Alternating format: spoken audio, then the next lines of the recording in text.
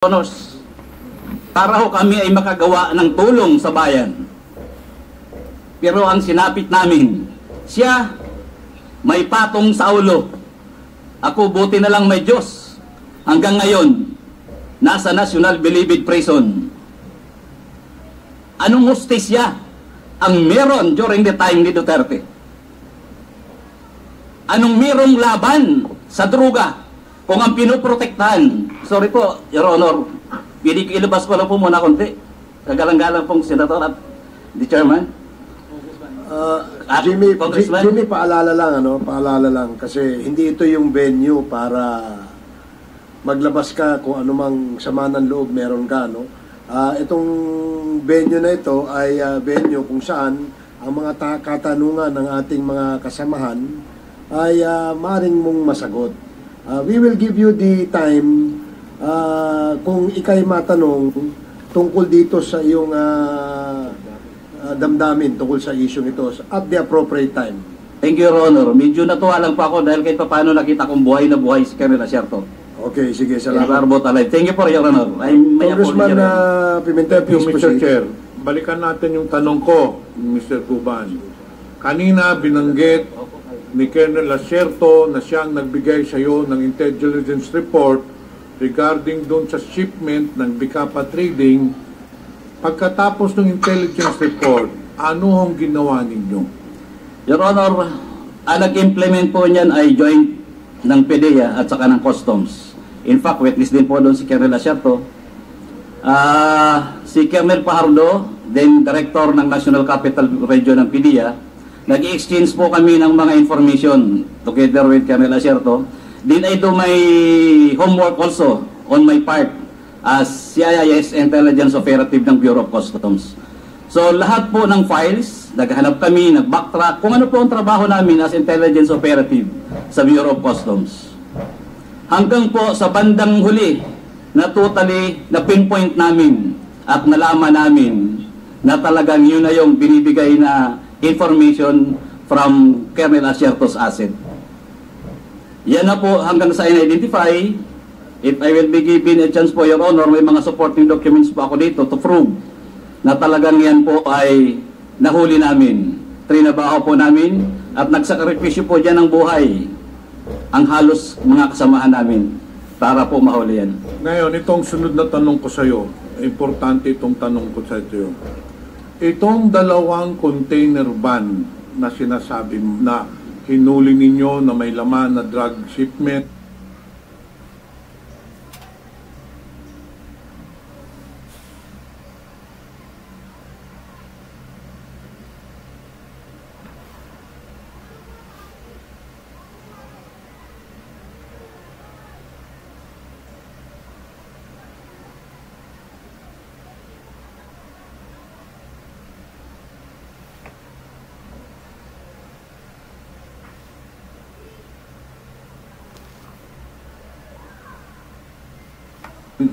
ito ba Kargamento na pinapakiusap siya.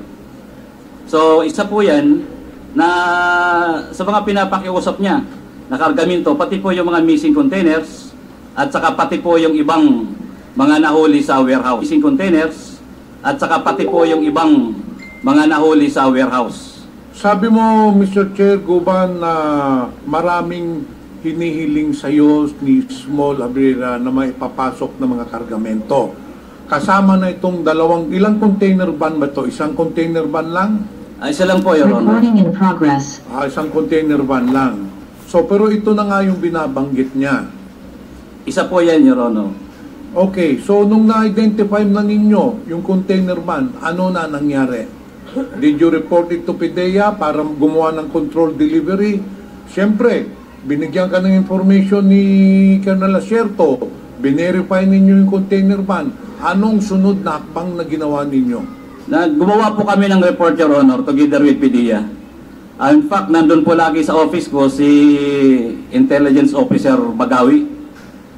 Your Honor, if I bigay minute time, may dala po ako dito na pirmado po namin ni Bagawi yung ibang mga reports tungkol po dyan sa tinatrabaho naming before, hindi pa magnetic lifter. Basta yun yung subject po namin. Siguro on another occasion because we will have a next hearing next week, Mr. Chair. Sa pagka ngayon, marami pang mag-interpellate.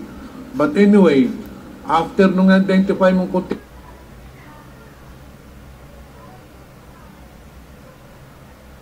container banyo, coordinated with PIDEA, ano nang sunod na nangyari? Hanggang sa, Your Honor, inaprobahan na po yung aming request through the Deputy Commissioner for Intelligence ng Bureau of Customs. Inaprobahan na po ni Commissioner na ibaba, buksan ang container number na yun na ni-request po namin dahil natapos na po namin ma-develop doon po sa Manila International Container Port. And that was also the time, Your Honors, na ilorderan si Collector Bakiran para isaayos yung container na yun na may lamang magnetic lifter. So, kailan nyo binuksan yung container 1? Kung di po ako nagkakamali, Your Honor, that was August 7, 2018. Pero sa pagkakaalam ko, hindi ba dinala nyo sa warehouse yung container 1? No, Your Honor, sa loob po mismo ng custom po yan hinuli. Hindi po yan nakalabas. Okay, so hindi na nakalabas. Opo, Your And Honor. then after that, you did your investigation and then you filed cases. Your Honor, turn over na po namin sa PIDEA during that time. Sila na po nun kasi wala na po sa amin ang trabaho nun. Trabaho na po ng PIDEA. After po ng interception, after ng apprehension, nasa PIDEA na po ang kamay. Pati po yung pag-inventaryo ng illegal na drogang shabu. Pero hanggang ngayon, Mr. Jiguman, Mr. Chair, sino ba talaga ang nagpasok nitong illegal drug shipment na ito under Bicaba Trading? Your Honor, based on the reports, even in my affidavit, Your Honor, in my last testimony, Hernan died or nilaso nila, sabi nila mismo, yung itsikwa at kasama ni Bidasto Cabral Barakel, ni Lopiga, ni Katipan, na ang nagparating yan ay si Michael Yang, si Mans, at saka si Pulong Duterte. It's from their mouth, not from us. Which, if I may continue, Your Honor, na yun din ang sinasabi ni Mr. Paul Gutierrez sa advice sa kanya ni Benny Antiporda na wag kong babanggitin during the hearing. Na hindi ko magawa-gawa, Your Honors, kaya si Colonel Asierto ang naisip kong isakripisyo ang buhay para po kami lahat ligtas. Akala ko po lahat kami maniligtas. I am under juris, threatened ako so much, kaya yan po ang ginawa kong paraan. Nagsakripisyo kami. During the Senate hearing, Your Honor, the consignee, Bidasto Cabral Barakel, inadmit niya at inadmit ni General Aquino during the time he was the DG ng PIDEA na dinala niya ang tatlo sa Senate Blue Ribbon Committee investigation. Then after that, nawala na yung tatlong umaming may-ari. At ang alam ko, ang NCR director din was already Director Plaza. Hanggang ngayon po, yung tatlong may-ari na umamin na sila ang may-ari ng kargamento, ginamit sila ni Casey Chan, ay nawawala po hanggang ngayon.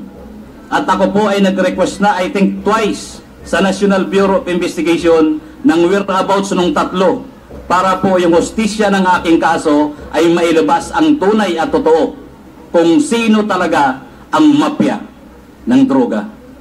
Mr. Chair, the name of Benny Antiporda and Paul Gutierrez has already come up several times in these hearings. May I know if Mr. Benny Antiporda and Mr. Paul Gutierrez is present at this point? Yes, Your Honor, I think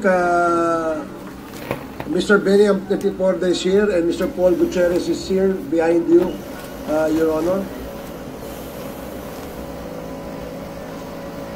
Can we ask them so I can ask a question Okay, Paige, regarding to the affidavit of Mr. Guban? Paige, can you please assist Mr. Antiporda and Mr. Paul Gutierrez?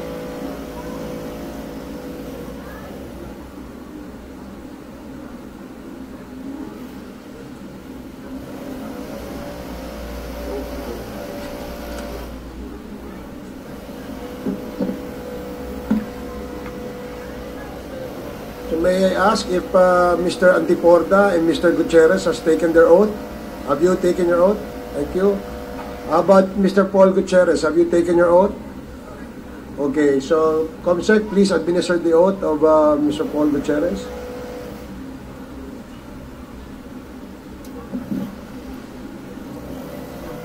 Sir, please raise your right hand.